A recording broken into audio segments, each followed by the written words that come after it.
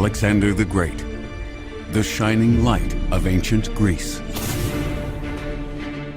The prince from remote Macedonia would become the greatest conqueror of all time. No one would have thought that someone would try to conquer the whole world, and that he would almost succeed. He was the first European to establish an empire that stretched from the Mediterranean to the end of the known world.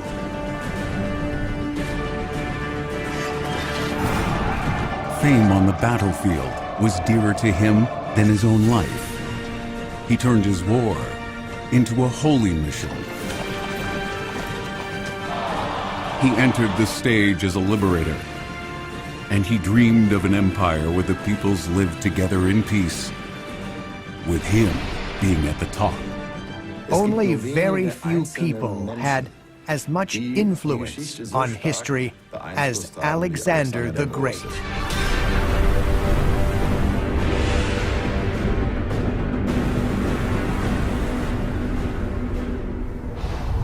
Alexander's story starts with a legend. It is said that the gods announced his birth with natural phenomena. It must have been the night of July 20th, 356 BC, when Olympias went into labor. The royal family was hoping for a son. They needed an heir to the throne.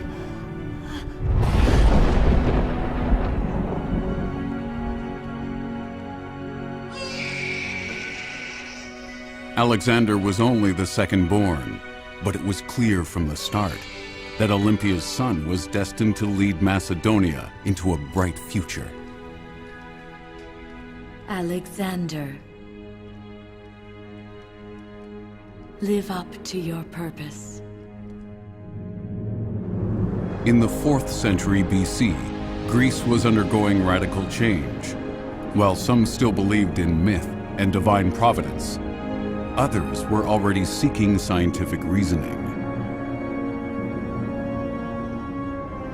The big cities facilitated these new trends. Above all, Athens, which had established democracy. There, the citizens determined the politics. Alexander's home was far away from the modern centers, north of Mount Olympus, in a rural area. Macedonia had long been a simple peasant state, a kingdom that had long been economically irrelevant and politically in dire straits. Only Alexander's father, King Philip II, showed what he and his country were capable of. He reorganized his forces, developed new weapons, and turned the cavalry into his strongest attack formation. He extended his sphere of power in several battles, and he forged alliances. However, the 4 biggest cities turned against the victorious leader. They claimed that Macedonia was barbarian, although the kingdom did everything to modernize itself according to Greek standards. Philip promoted progress, especially in the Macedonian capital, Pella. The king turned the humble settlement into a stately seat of government. This was where Alexander grew up, in a time of great upheaval. The heir to the throne enjoyed an elite education. On a daily basis, he practiced close combat and the handling of weapons. His education prepared him for a tough reality. Whoever wanted to rule had to be able to fight. His father, Philip, lived by it. He was mostly at war, while Olympias took care of their son's upbringing. Come on, Alexander! Earn your companion's respect!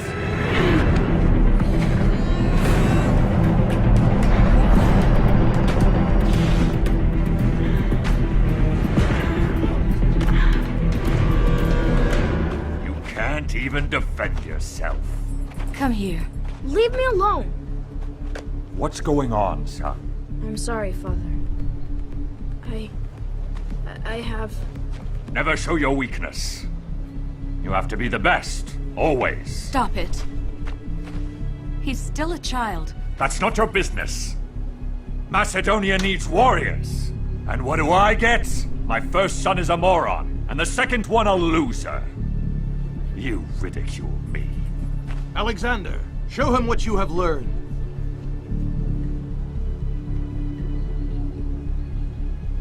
I've seen enough for today.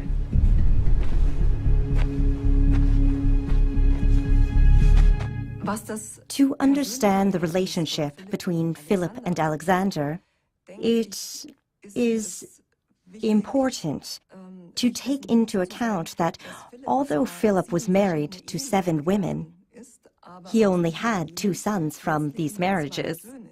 And his second son, Philip Aridaeus, didn't live up to his expectations. He might have had physical impairment. Sometimes he's even characterized as moronic. Hence, Alexander was the only son that Philip could present to the world.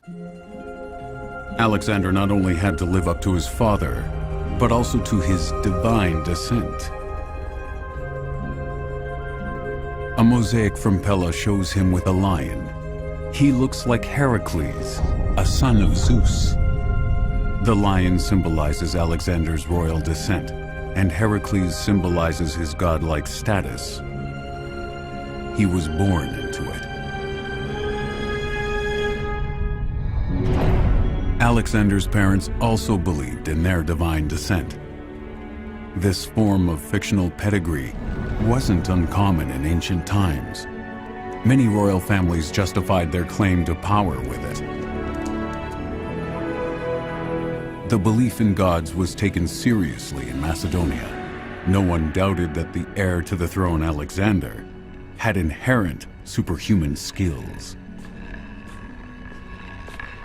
But it was Olympia's religious beliefs that influenced Alexander. She engaged in religious rituals and kept telling the boy that he wasn't of this world.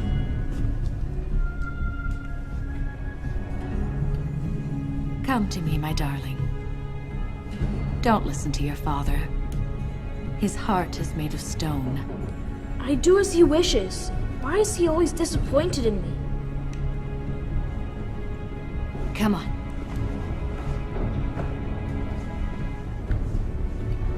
No.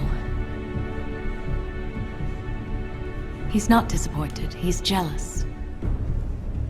Because your blood is more royal than his. Mother, please. You don't really believe that. I'll tell you a secret. The night you were conceived, I heard thunder. And I felt that lightning struck my body. But you're unharmed. Don't you understand? Zeus made you. Zeus is your father. Philip knows it and is jealous.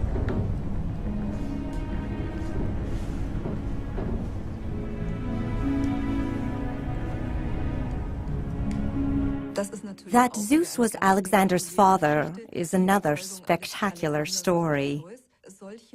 These stories are usually told when it comes to the circumstances of conception of famous people from ancient times. Their mothers suddenly have spectacular dreams. Gods appear in the form of animals and father these children in a dream or in reality, who then have an inherent heroic aura. The heroes of Greek mythology were Alexander's role models. Like them, he wanted to be the best and exceed them all. His biggest hero was Achilles from the myth about the Battle of Troy. Achilles is the main figure. He is invulnerable and the bravest warrior. Patroclus, his loyal friend, fights by his side. Both die in combat, but their deeds make them immortal.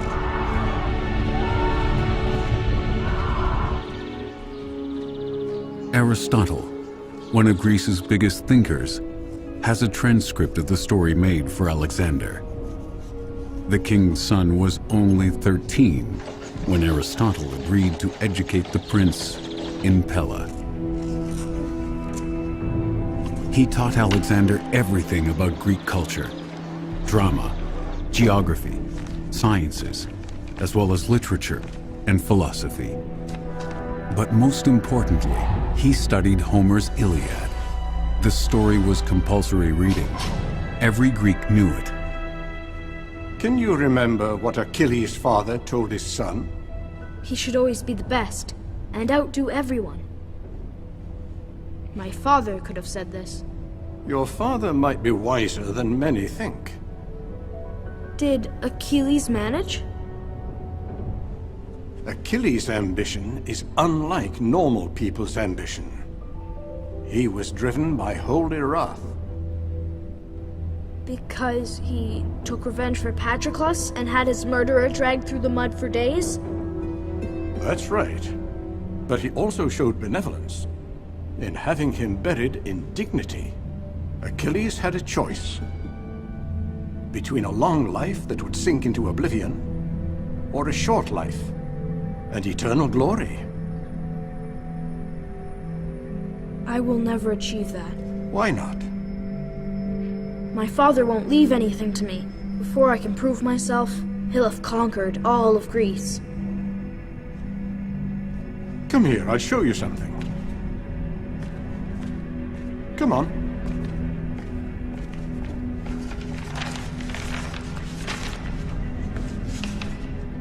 Let him have Greece. You've got the whole world left. From the Persian Empire, all the way to India. 100 years ago, their king attacked Greece. He destroyed our cities and burned the Acropolis of Athens. What happened then? The Greeks united and drove the Persians out. What is left for me then? The Persians are still a constant threat. Their soldiers are stationed across the Hellespont. They are right at our doorstep. Even Achilles' grave is in the hands of these barbarians. Do you want eternal glory? Unite the Greeks and lead them against the Persians. That would indeed be a heroic act.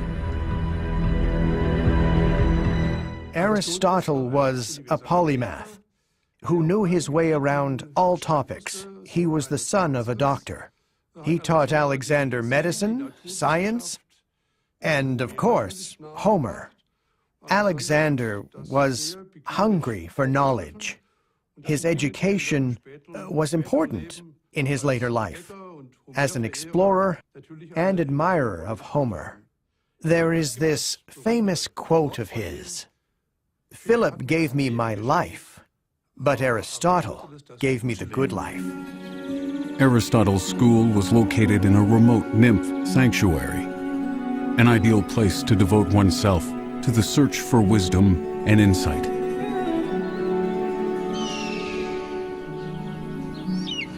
Nature's got many secrets, but you will not be able to unlock them purely by thinking. You have to observe the world. You have to feel it, taste it, smell it, and discover it with your senses. Come on, try it. Huh. Observe it and understand it.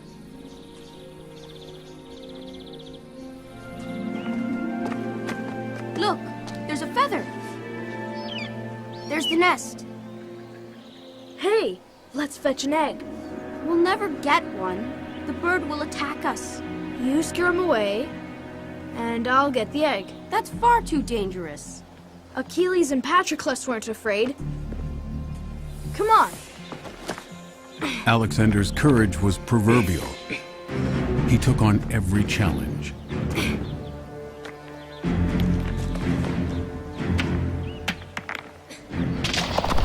And he had Hephaestion, his friend.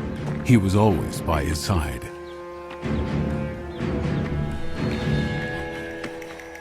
Alexander, the bird is coming back! Come down quickly!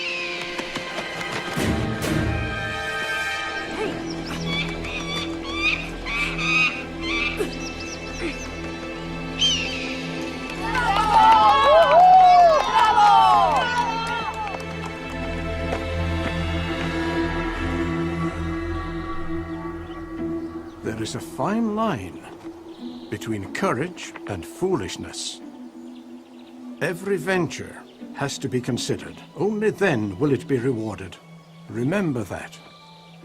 The egg proves that I wasn't foolish, but courageous. Your words are wiser than your actions, Alexander. But if you just follow your passion, you act without sense.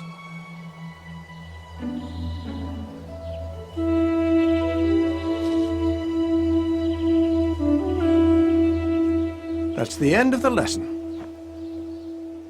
After 3 years, Alexander was ready for being a sovereign. Most of his preparation came from Aristotle. They didn't always agree, but the scholar remained one of his closest advisors. The best-known legend from Alexander's childhood is the taming of Bucephalus. What's your father doing here?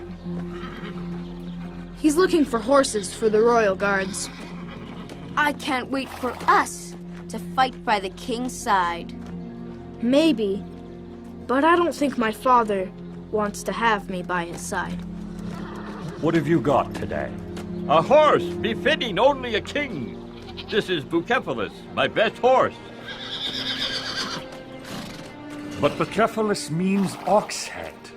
Some think it's because of his branding. Others think it's because he is stubborn, like an ox. A proud horse. What does it cost? 13 talents. That's a high price. Let me have a look at him. According to the sources, many tried, but nobody could ride the stallion.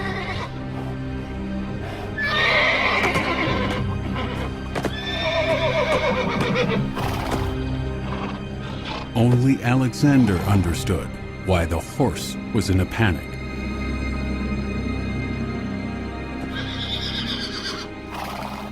I know why Bucephalus is nervous. Why? Wait! I've got enough wild mares. I don't need a stubborn stallion. Father! I can ride him. Don't be too sure. If a grown man can't do it, why should you? Let me try it. Please. If I can't tame him, I'll pay you back. Okay, I'm offering 6 talents. I don't want my son to be heavily indebted so young. Don't be afraid. You're afraid of your own shadow, right? Turn around. Calm down.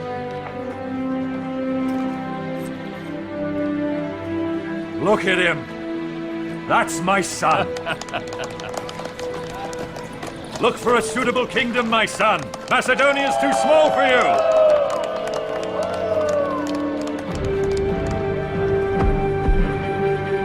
With this story, Alexander's conquests became providential, and his horse became the most famous animal of ancient times. The connection between the stallion and the prince was unique. No one but him was ever able to ride Bucephalus, they say. These stories are an attempt to explain something very special. They are told so that we can understand a special historical event or an outstanding historical figure. There is this young boy who seems to be a horse whisperer. He tames the horse using psychology so that the horse obeys on its own accord. This story essentially describes Alexander the Great's captivating charisma. However, Alexander's childhood ended abruptly when he was 16. The crown prince had to face a big task. King Philip's aggressive expansionism resulted in a new conflict. Bloody clashes were imminent. Philip went to war. In his absence, Alexander was supposed to rule the empire. I entrust my empire to your care. From now on, you are my co-regent.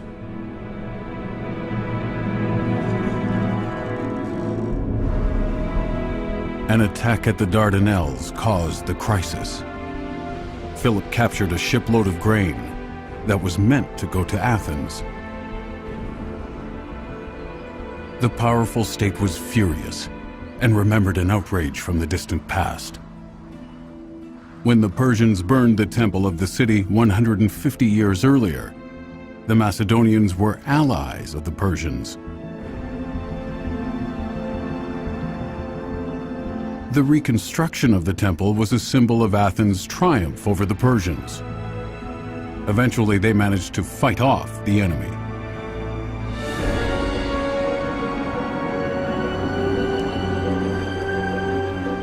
At peak times, 80,000 people lived at the foot of the entrenched upper city. Athens has had a long history of democracy. The citizens decided on important matters. Sovereigns like those in Macedonia or Persia had long been abolished. Demosthenes was Philip's main adversary. With a passionate speech, the politician encouraged the council to put Macedonia into its place by military means. Not with words, but with deeds, our predecessors turned us into free Greeks. With their blood, they saved us from Persian tyranny. But now, Athens' freedom is threatened again by Philip, King of Macedonia. But it was the Persians who destroyed our city back then, not the Macedonians. We should regard them as friends, not as a threat. We should form an alliance with them to destroy the Persians. The Macedonians are not Greeks, but barbarians. Like the Persians, they are full of malice. An alliance with them means having the enemy in our own home. The situation escalated into a war about Delphi. The temple wasn't only the Greeks' most sacred place, it played an important political role too. Those who reigned Delphi held the power in the heartland. Athens guarded the sacred place, but other Greek cities also wanted to control Delphi. The Macedonians saved the sacred temple from the invasion. Athens felt humiliated when the barbarians were made custodians of Delphi. In all of Greece, they looked for allies who would fight against the hated King Philip. The battle took place near Charonea. This time, Alexander and his companions were also present. For most of them, it was their first big battle in the royal army. Only the best men fought alongside the Macedonian prince. Clytus, for instance, who was said to be experienced. Parmenion, an old general. He had a son, Philotas. He and Ptolemy were Alexander's childhood friends, just like his closest confidant, Hephaestion. The Macedonians knew that the victors at the Battle of Charonea in 338 BC would decide the future of the Aegean world. With 34,000 soldiers each, both armies were equally strong. Alexander led the cavalry. It was to be decisive. It was about glory and honor, life and death, all or nothing. Didn't you say your father wouldn't leave any glory to us? I was mistaken. Get ready! At my command! Alexander and his men faced a fierce challenge. The cavalry was supposed to lead the attack. Just like Achilles and Patroclus. Under Alexander's command, the cavalry defeated the Thebes, the dreaded elite troop.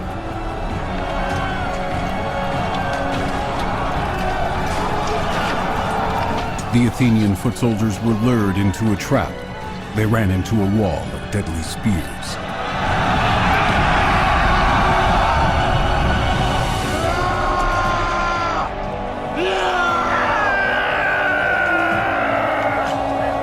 The battle was won. Macedonia was the new military superpower in Greece. And Alexander was the hero of Chaeronea. Being the commander of the cavalry, it was Alexander who made victory possible. It strengthened his standing with the Macedonians, and, to a degree, also with the Greeks. It made him credible as a future king. After the battle, Philip summoned all the city's delegates to Corinth. Sparta refused, but they still formed an alliance that forbade the Greeks to fight each other. Macedonia suggested attacking Persia together. Philip visited the Oracle of Delphi on his way back. The sovereign wants to know his chances against this mighty opponent. The royal inquiry to the god Apollo cost him a golden laurel wreath. The oracle spoke through a priestess. The Pythia went into a trance in order to enter the world and wisdom of the gods. That's what the ancient Greeks believed. Poor people would only get a short answer, yes or no. Rich men like Philip got exclusive prophecies. She says the bull is limited. He will come to an end for the one who makes a sacrifice. She talks about a sacrificial bull, a sign of the king's death. But which king is she referring to? The Persian king? Or Philip? As always, Pythia's prophecies were cryptic. The priests decided upon their interpretation. They held the true power in Delphi. You wanted to know whether you defeat the Persians. The oracle said, the king will die. Philip is in no doubt. The signs point to a victory. What's the matter? We'll fight the Persians. No, not us. Father has decided. Parmenion will go as an advance guard. Without us. What? Without us? Has he forgotten who won the Battle of Chaeronea? I think he fears that I'm better than him. You should worry less about Philip. And more about his new wife. He's always had many women. Why would this one be different? Don't be stupid. Your father will let you down. Mother, please. His new bride is dearer to him than I could ever be. Not because of her beauty, but because she is a true Macedonian. If she gives the king a son, he will ascend the throne. On toes!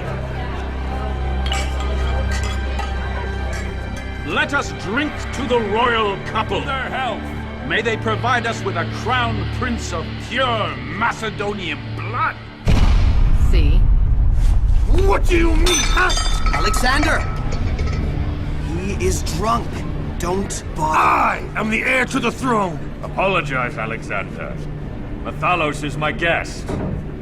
I apologize. If you pay me the necessary respect! I'm still the king.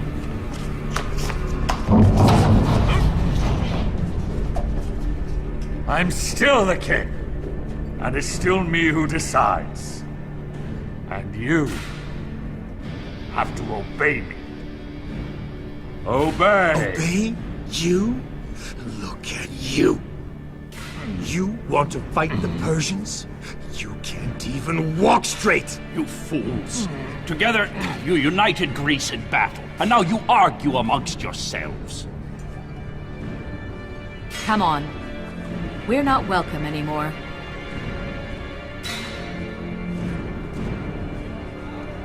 Just leave. I don't want to ever see you again. Alexander and his mother went into exile to Epirus, Olympia's home. Endless months passed without any contact between father and son. Alexander was shunned.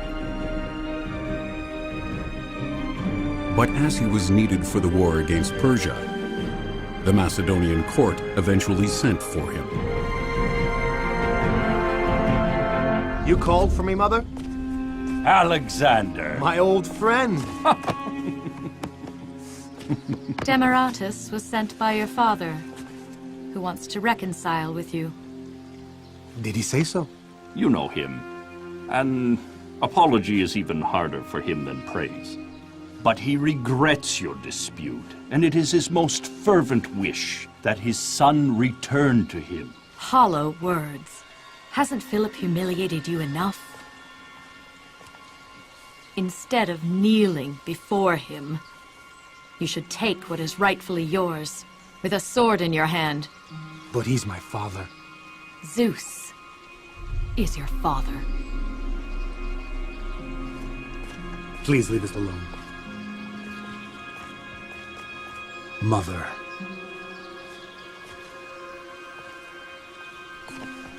I've learned to tell courage from foolishness.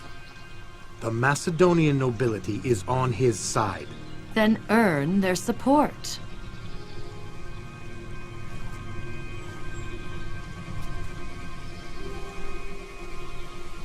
Look at you, my son.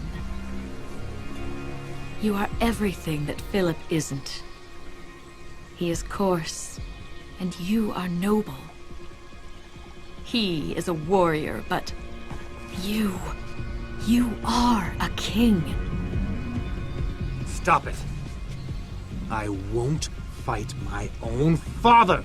He is not your father. It is not his blood that runs through your veins.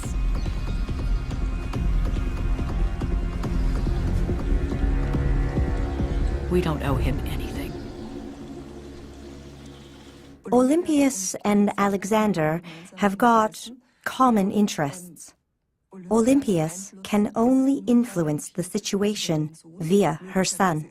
Her life could possibly depend on her son staying in power.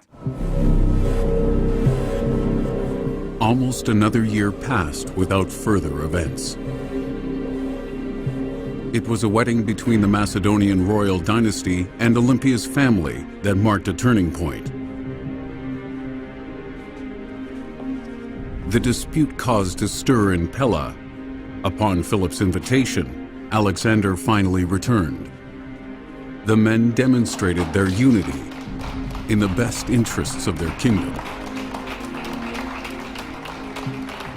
King Philip didn't suspect an assassin among his guests. Behold, father and son reunited. Father and son were reunited, but not everyone seemed to approve of the reconciliation.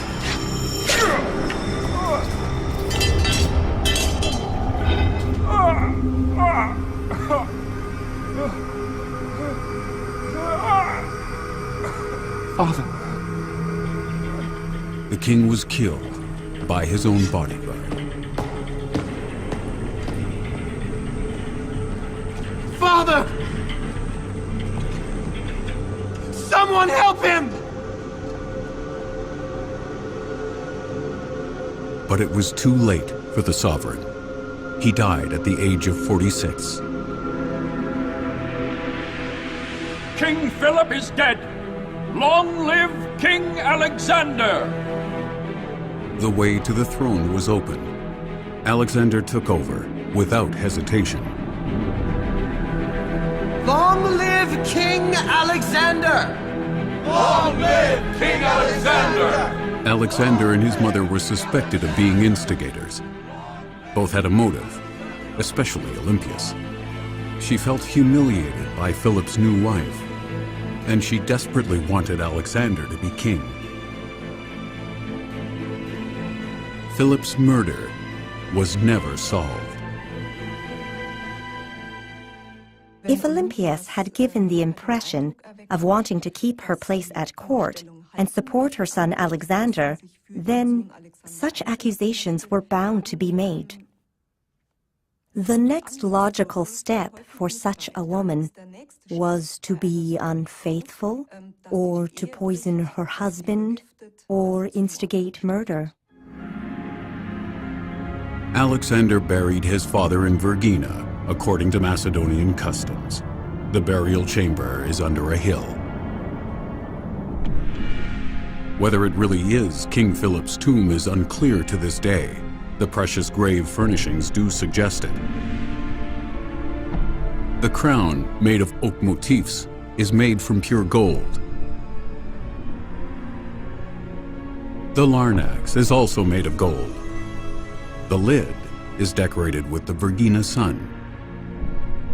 The 16-rayed solar symbol is the emblem of Alexander's father, Philip.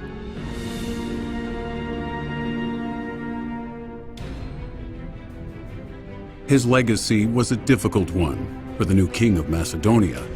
Old opponents reappeared.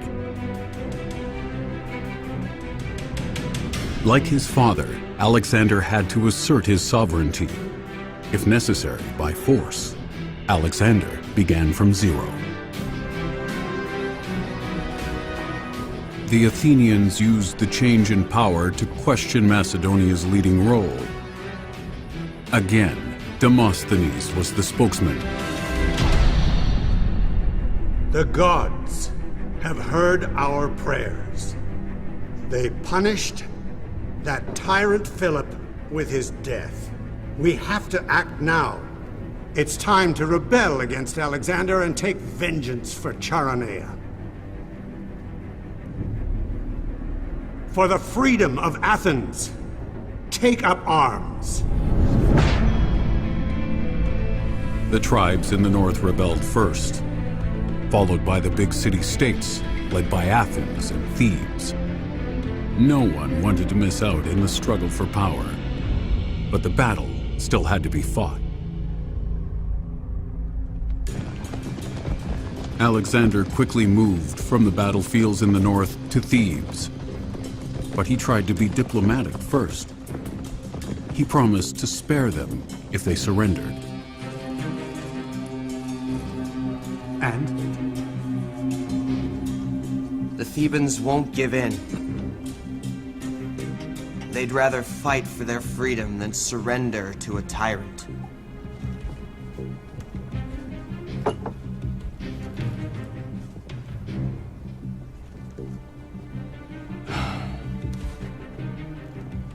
Some even believe you were killed in battle. Then a dead man will teach them fear. Alexander acted like a cold power politician. Without hesitation, he made an example of Thebes. His troops conquered the city and flattened it. More than 6,000 people died. Neither friend nor foe was to be left in any doubt. Alexander was determined to assert his leading role. The survivors of the massacre were all made slaves. The measures were approved by the League of Corinth. He justified it with the claim that Thebes broke the pact. The destruction of Thebes was a clear signal to all cities in Greece that opposed the supremacy of Macedonia, embodied by the king of Macedonia, the commander of the League of Corinth. The citizens of Athens wrote to Alexander, king of Macedonia, the new hegemon of the League of Corinth. We praise you and congratulate you on the punishment of Thebes. We renew our oath to your father. We will stand by you, as you are the defender of freedom, always. Resistance was overcome and peace was secured. Now, it was time for Alexander to focus on foreign affairs. The coast beyond the Dardanelles, in today's Turkey, was his next destination in his campaign against Greece's archenemy.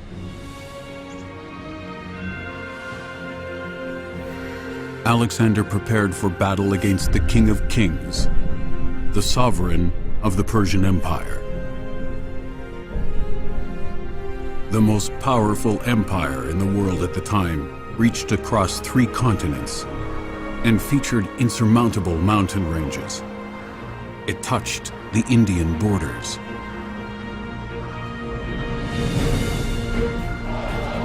Even Babylon, the prettiest city of the East, was conquered by the Persians and made their second capital. Their army was 300,000 men strong and caused fear and terror everywhere. King Darius was a mighty, powerful enemy. Fighting a war against him would be a battle between David and Goliath. But the Macedonian didn't know fear. Alexander was determined to imitate Achilles. Just like the mythical hero, he wanted to take revenge and bring victory to Greece. In the spring of 334 BC, one of the biggest invasions in history began. Alexander risked everything.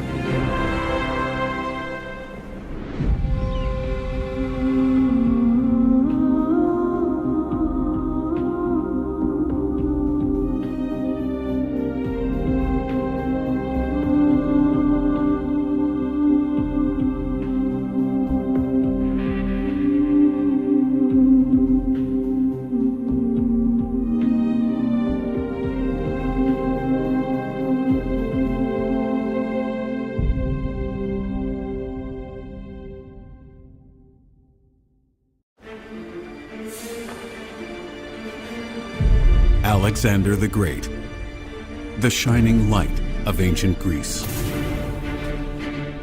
The prince from remote Macedonia would become the greatest conqueror of all times.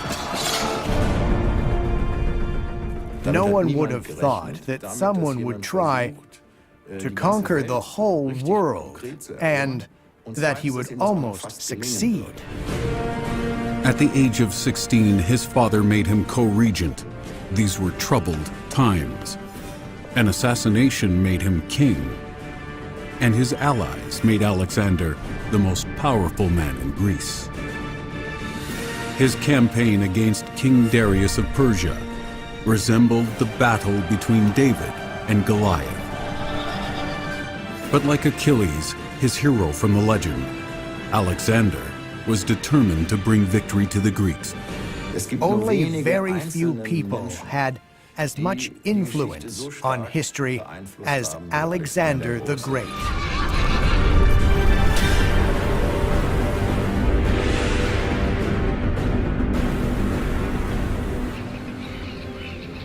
It was spring when Alexander passed the strait between Europe and today's Turkey.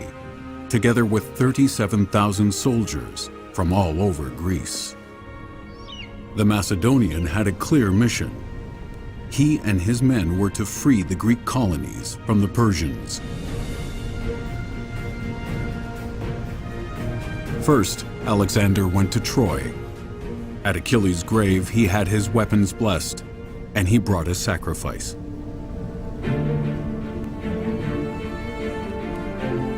Since childhood, the Iliad's hero had been Alexander's role model. He wanted to live up to Achilles' glory and even exceed his deeds. This war of liberation was his chance, but he also needed protection from the gods. With their blessing, his retaliation campaign became a holy war. But thus far, no one had managed to bring Persia, the world empire, to its knees. In their advance into occupied territory, the Persian army tried to stop them. To no avail. In 334 BC, Alexander won the battle at the river Granicus. Apparently, the Persian court had underestimated the Macedonian king. They hadn't sent their imperial army, but a troop of professional soldiers. King Darius had relied on them. A mistake, as it turned out. Your Majesty, I'm sorry for the bad news I have to bear. Alexander won the battle. How is that possible? Alexander has got fewer soldiers, but his tactics are clever, not only on the battlefield. Explain. He promises a democratic constitution modeled after Athens for those cities that surrender without a fight. And he promises everyone they don't have to pay you tribute. Is that true? I heard that he rules like a king in Macedonia.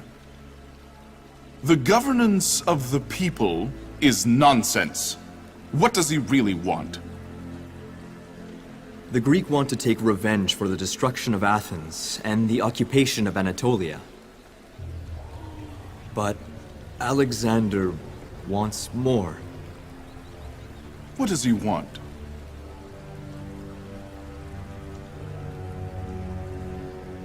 Power. He wants my throne. That's right. The defense of your country shouldn't be left to vassals. Who could lead our army better than you?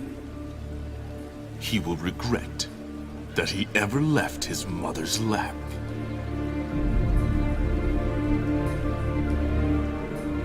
Gather our troops and tell them their king will go to war. The Persian Empire reached from the Greek borders and Egypt all the way to the east, over the Hindu Kush to India, the end of the known world. The empire stretched across 3 continents, and at its heart was Persepolis, in the south of what is Iran today. Persepolis was also the religious center of Persia. Even 2,000 years later, the palaces and temples still convey the empire's power. Reliefs show the many nationalities of the giant empire, 28 peoples in total.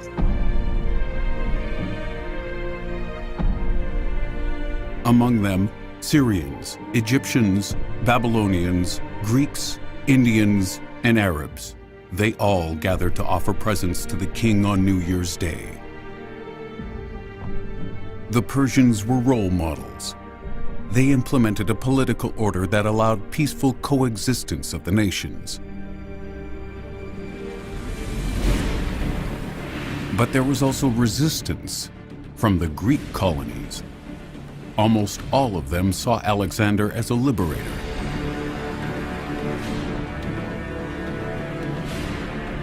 The Macedonian conquered the big coastal cities within a few months, and he had large parts of Turkey under his control when he chose Gordium to be his winter quarters. In the temple, he discovered Phrygian King Gordius's famous cart. And this is supposed to be a card for a king. It belonged to Gordius, king of Phrygia. When the Phrygians looked for a king, the oracle told them to choose the first man they saw on a cart. And by chance that was Gordius. Is that how quickly you can become king here? Yes, but that's not the whole story. Do you see this knot? What about it? It says, whoever can untie this knot will reign the Persian Empire.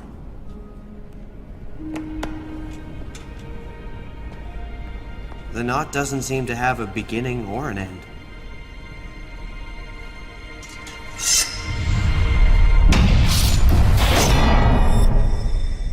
The story of the Gordian knot is just a legend. And it was clever propaganda. To cut the knot with a sword says, Alexander does things his own way. Everyone failed, and he showed them how to do it. But liberating the Greek colonies wasn't the end. Alexander wanted to knock Darius off his throne. Darius gathered his army in the borderland between Turkey and Syria. Alexander also moved his troops, but the two armies passed each other without noticing. Suddenly, the Persians were behind them and blocked the exit route. The land battle took place at Issus. The Macedonian king against Darius, the most powerful man in the world, and against more than 70,000 warriors. The enemy stands between us and our home. We will triumph or die. Retreat is impossible. Don't be blinded by the glamour and size of our enemy. I see what you see, but none of you can see it with my eyes. The great king underestimates us. Be brave, because this is not the first time we have faced superior numbers, and it will not be the last time. We will triumph!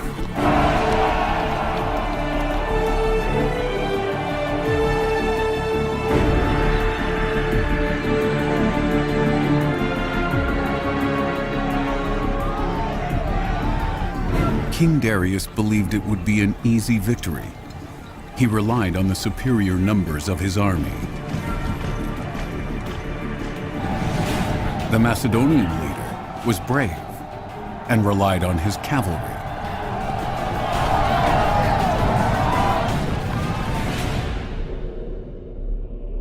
The Battle of Issus, 333 BC. The battle is depicted on the famous Alexander sarcophagus. The Macedonian king is the hero in this scene. The Persians, who were superior in numbers, dominated at first. But then Alexander managed to push through enemy lines. Darius's life was in danger as Alexander attacked the elite troops around the king. In the end, Darius could only flee. This sealed the Persian defeat.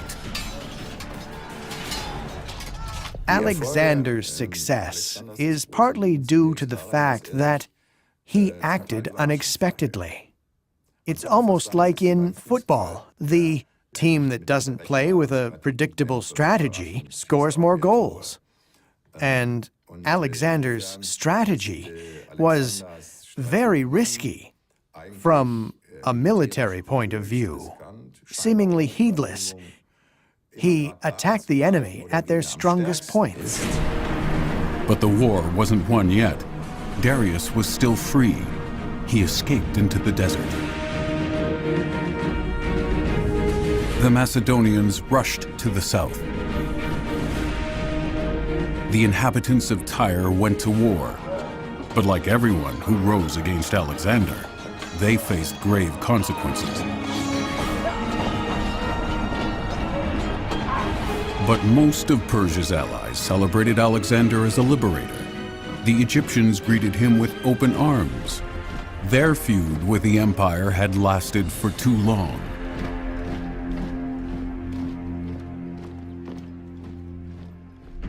Like all Greeks, Alexander admired high culture. Rule over pharaonic Egypt would be highly regarded back home. After taking power, he offered sacrifices to the gods and consulted the oracle. He got what he had hoped for. Alexander was made a godlike pharaoh. His portrait was even carved into stone, as an acknowledgement that he was the rightful son of the highest god, Amun-Re. Shortly after, the new pharaoh set a sign. He founded Alexandria, modeled on Greek cities. It was a symbol of his passion for establishing his own culture in the conquered territories. All in all, Alexander founded at least 10 cities with his name. But the metropolis by the Mediterranean was the most important one. The fact that Alexander founded cities has special meaning because it shows that he didn't only want to conquer territories, but he wanted to establish lasting sovereignty.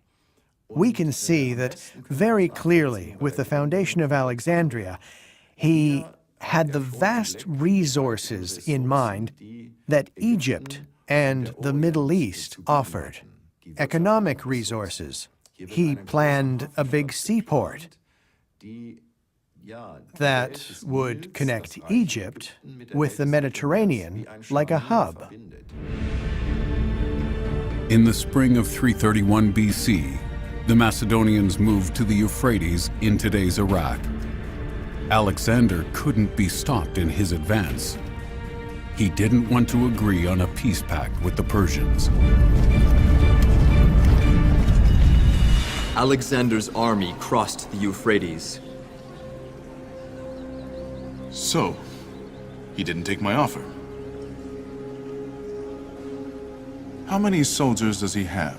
We estimate about 40,000. 40,000.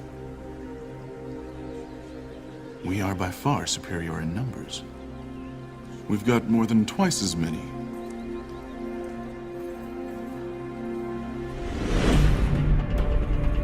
In September, Alexander's troops crossed the Tigris as well. Darius awaited him at Gaugamela. The Persian king had carefully chosen the battleground. There were wide plains on which his army could march. The Persian army exceeded anything Alexander had ever seen. They were over 100,000 men. Why didn't you make peace with Darius? What did he offer you? All territories west of Euphrates and 10,000 talents. No more than we had already taken ourselves. It's easy to offer something you don't own. I would have taken him up on his offer, instead of risking everything now. If I'd been you, Parmenion, I might have done so. But there are no two suns in the sky. And there can't be two kings ruling Persia. And I thought we took revenge for their attacks on Greece. But it is not about that anymore. You want to surpass your late father. You want to surpass everyone. And even if... So far, we've only liberated territories the Persians had conquered. Now we are on their territory, and we will conquer them! Let's surprise them and start the attack tonight. That would be cowardly. I don't want to steal the victory. I want to fight honorably. Eye for an eye at dawn. You've heard it. Set up camp. We will face a challenge. Darius's super army extended across 5 kilometers. A frontal attack would have been pointless. Alexander started a diversionary maneuver. At first, he moved parallel to the Persian front. Simultaneously, his infantry attacked the center.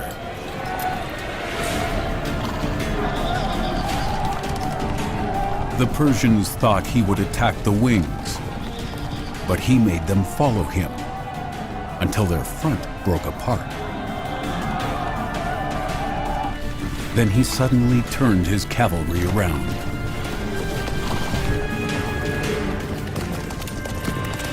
He pressed into the gap in the center in order to attack the Persian king directly.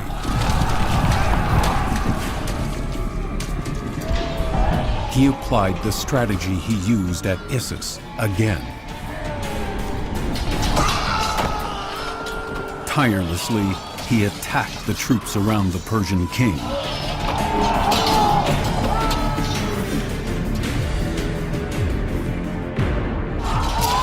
Alexander wanted a final decision in a fight of man against man. Darius!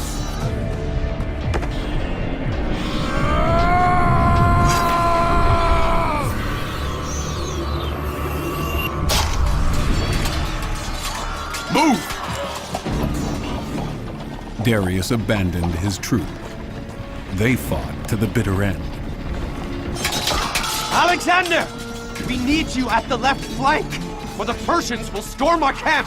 I don't believe it, the old fool! Darius! Darius' escape sealed the Persians' second big defeat. It was the last chapter of his reign. Still on the battlefield, Alexander proclaimed himself the new king. His reputation as bearer of peace went before him. His victory at Gaugamela showed the Persian people that Persian military power wasn't reliable anymore. Alexander didn't have to conquer a big city. Babylon, Susa, Ecbatana, they all opened their gates. Come in, have our treasures. Alexander entered Babylon as a world ruler. His arrival turned into a triumphal procession. Babylon had been in Persian hands for 200 years. They had made the biggest and most beautiful Oriental city their second seat of government. Unbelievable. Even Athens would pale in comparison to Babylon. Its size, splendor, and luxury were not of this world, claims the legend of Babylon's foundation. Not kings, but the gods themselves had built it. The Macedonians had only known this legendary city from stories told by Aristotle. He didn't hold it in high regard. But Alexander was impressed.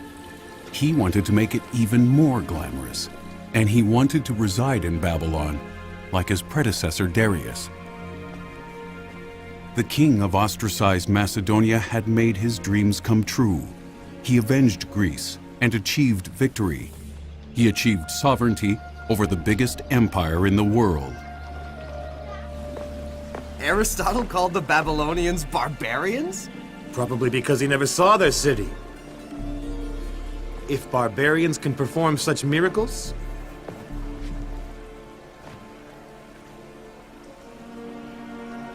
I'm happy to be their king.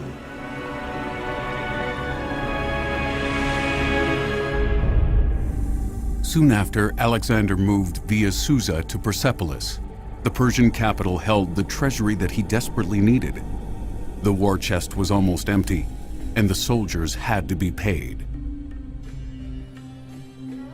Most of them thought Persepolis would be their last stop. The retaliation campaign was supposed to end here.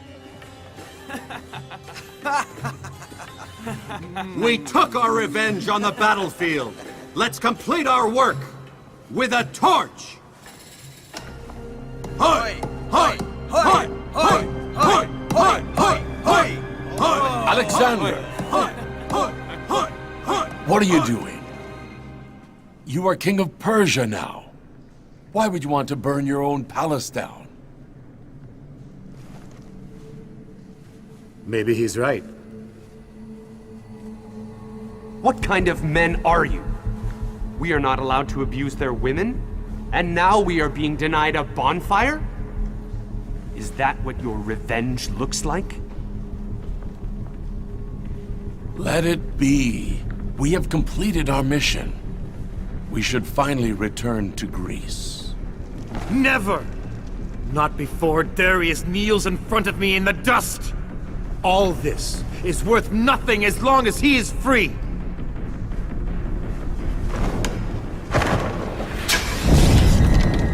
The feast ended in catastrophe. The palace burned down almost entirely. What the flames spared, the soldiers carried away.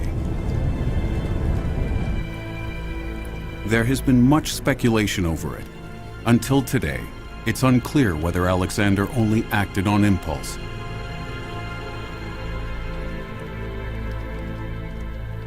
There is one possible reason, often missed in literature. Alexander wanted to make Babylon the capital, not Persepolis.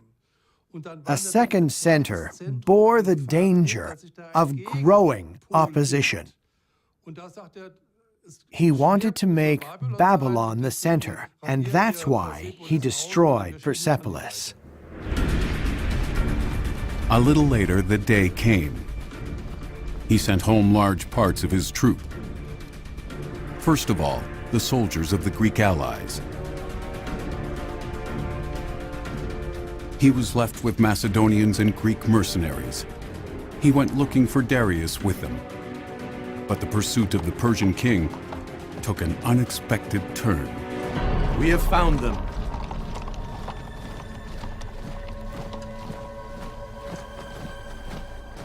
After Alexander's victory, Darius not only lost his empire, but also his support.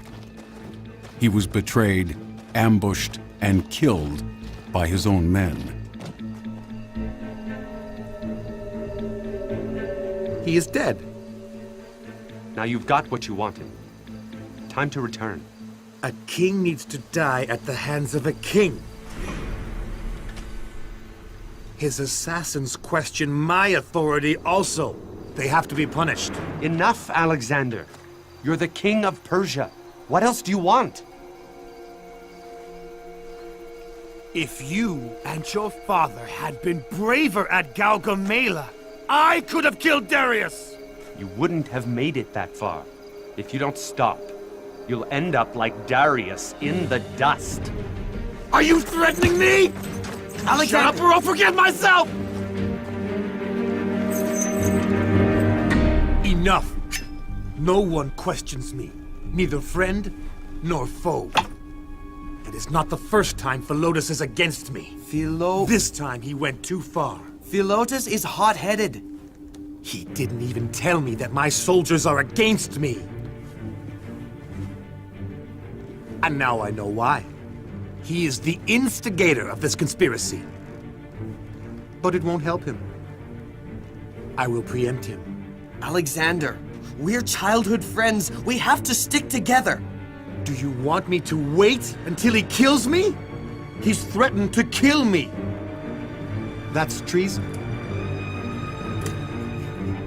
Punishable by death. Alexander didn't hesitate. He had his general and friend tortured and executed as a warning. Whether they were soldiers or confidants, this message got across.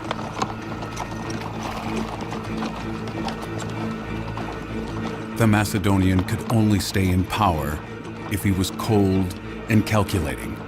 That's why he ordered a second execution. Then Alexander sent his death squad to Ecbatana to kill his friend's father also.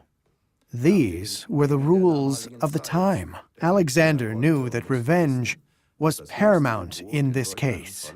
The father would have had to take revenge for his son. And with the possibilities he had in the western part of the empire, it's easy to see what would have happened. Following Alexander's wishes, Darius was buried honorably. He was entombed in the Persian royal burial ground. His murderer, however, had to be executed. When Alexander set off to today's Afghanistan, his army was over 50,000 men strong, among them many tribes from the Persian Empire. The Macedonian needed them to crush the pockets of resistance in the remote areas of his empire. But there was no end to the bloody battles. Time and again, Alexander had to deal with defeat. But then, a young princess fell into the general's hands, and he captured her. It is said that Alexander immediately fell in love with her. Her name was Roxana, Little Star. Alexander officially made her his wife.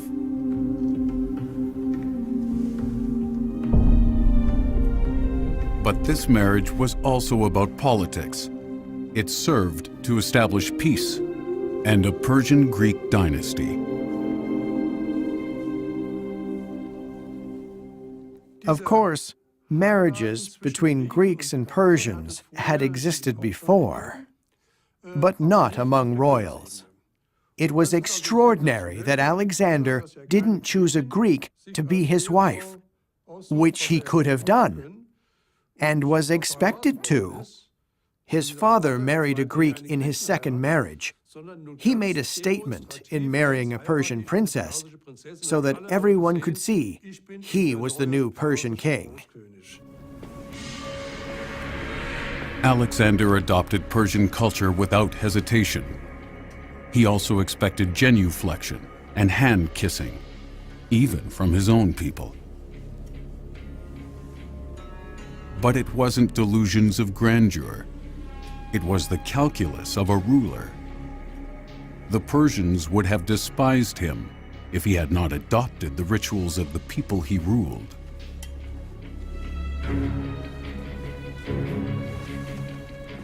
For his friends, however, they were an imposition. They were used to different behavior. Cleitus, who had saved Alexander's life before, refused this gesture of submission. Don't you want to pay respect to me? I do, but I only kneel before the gods. I am of divine descent. My deeds are greater than those of Heracles and Achilles. And even if they were, you are just human, like we all are. We fought side by side and succeeded together. And now you ask us to kneel in front of you. I am the great king. I demand the respect I am entitled to. You treat us like Persian barbarians. You forget who your friends are. I gave you more fame and wealth than you could have dreamt of. Fame! The fame that we've all earned should be only yours now? Quiet. And your gold is not enough to buy back the respect you've lost! Quiet, quiet, quiet! I said be quiet!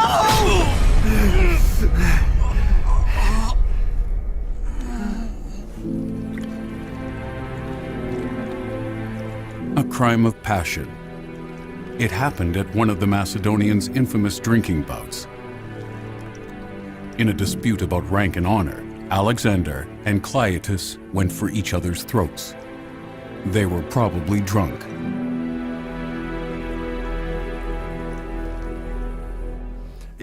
I actually believe that the murder of Cleitus was an emotional act. They were close friends. Cleitus was one of his best friends. And I think Alexander killed Cleitus in a rage, which he later, once sobered up, deeply regretted. But the man was dead. Just a few weeks later, this seems to have been forgotten. Soon after, the emperor went on a scouting expedition. He heard about an old mountain pass, often used by merchants. Alexander planned to extend his empire to the east. The route was supposed to lead across Afghan borders.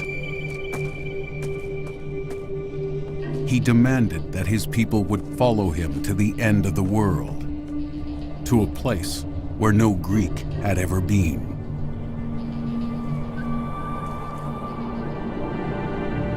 The route followed the Hindu Kush at a height of 1,000 meters. Beyond lay a land that had never been conquered. Do you remember what Aristotle once told us about these mountains? No, I can't remember.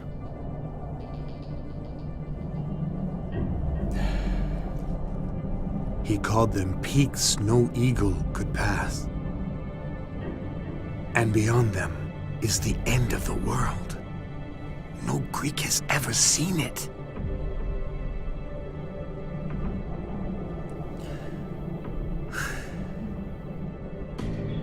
I will give the order to leave at dawn.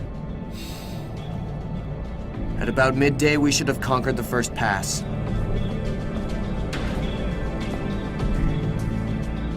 After many bloody battles and enormous hardship, Alexander tempted fate again.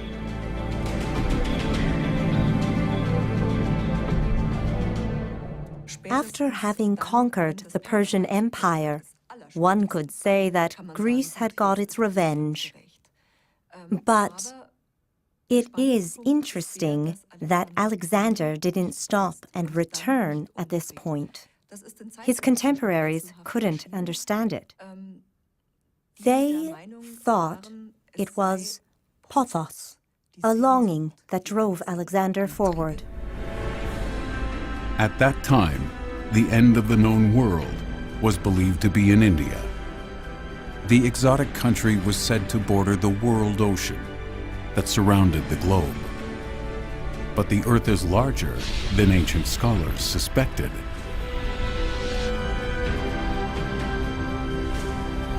Allegedly, 135,000 volunteer soldiers dared to make the journey across the dangerous Khyber Pass to India. The core army was more than twice as large as it was at the beginning of the conquest.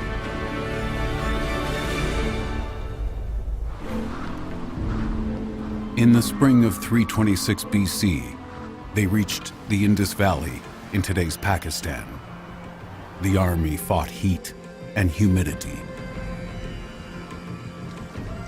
The fauna was exotic and full of mosquitoes. The monsoon had turned the soil into impassable marshland. But nature wasn't the only challenge. At the river Hydaspes, the Indian king Poros attacked Alexander. With an equally strong army and with war elephants.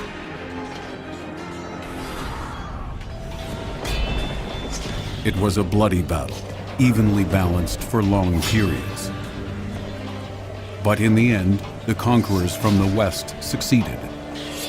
It was the last big battle they fought.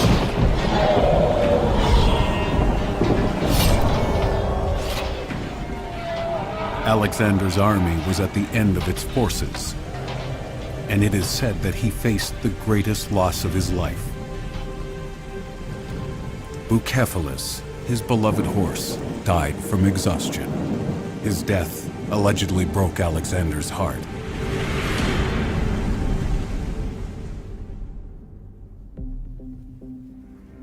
But despite the setbacks, he wanted to move on. After 8 years and 18,000 kilometers, however, his men were tired of war. They became mutinous and wanted to return to Greece. And? Have you made a decision? We've almost reached our destination. We will be able to see the end of the world. It's a heroic act that no one will ever outdo. Our names will be immortal. I understand you, Alexander. And you know I was a loyal companion. But I can only tell you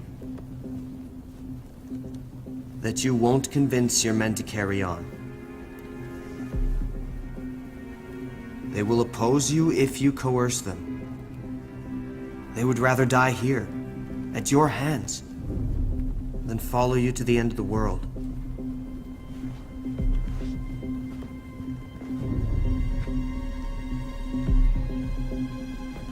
Do you remember Achilles and Patroclus?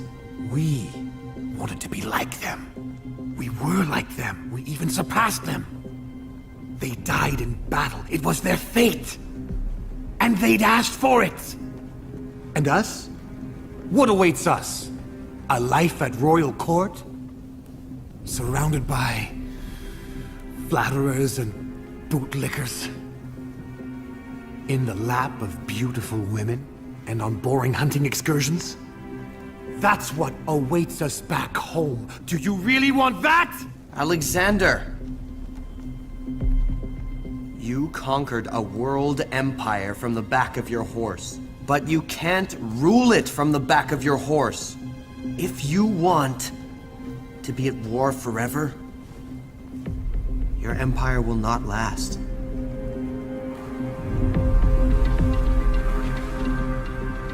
So close to the fulfillment of his dream, Alexander felt let down.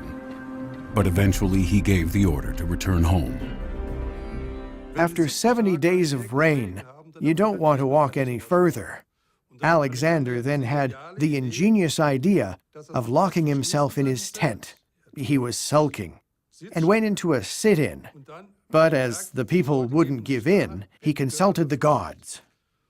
The gods were consulted by the priests, and the priests knew what they wanted and said, "We're really sorry, but the gods oppose." And Alexander said, "If the gods oppose, I have to return." But he returned on a different route. He sailed with a fleet down the Indus to the Indian Ocean. So he reached the end of the world after all. Then he split his forces.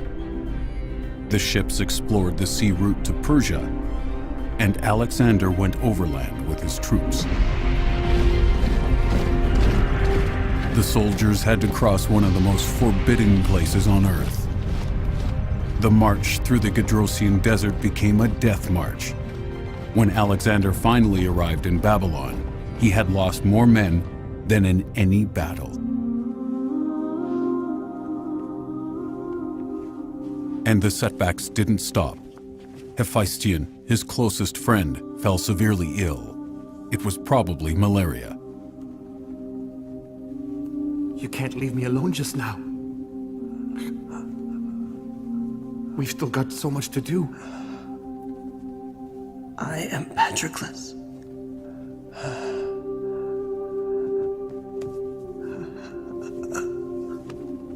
And you are Achilles. I have to die before you, my friend.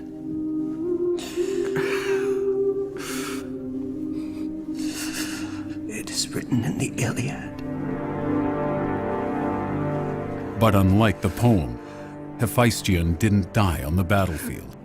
Their shared dream of fame through heroic death didn't come true. Alexander mourned his friend on an overwhelming scale. For 3 days he held funeral games in Babylon, just like Achilles did for Patroclus.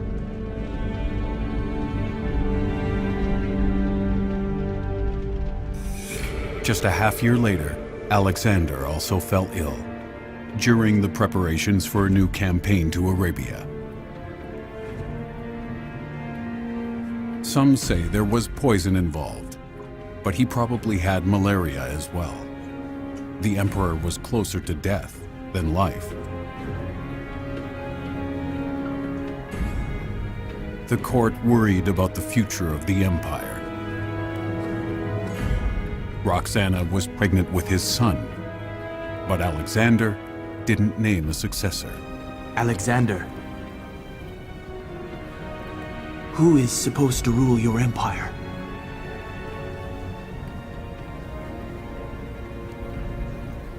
The most powerful one of you. Alexander the Great died on June 10th, 323 BC. In Greece, a bitter fight about his succession started. The empire he founded broke apart within just a few decades. But he spread Greek culture over 3 continents all the way to India. And he was the first European world ruler in history. He was buried in Alexandria, in the city that carried his name. The exact location fell into oblivion.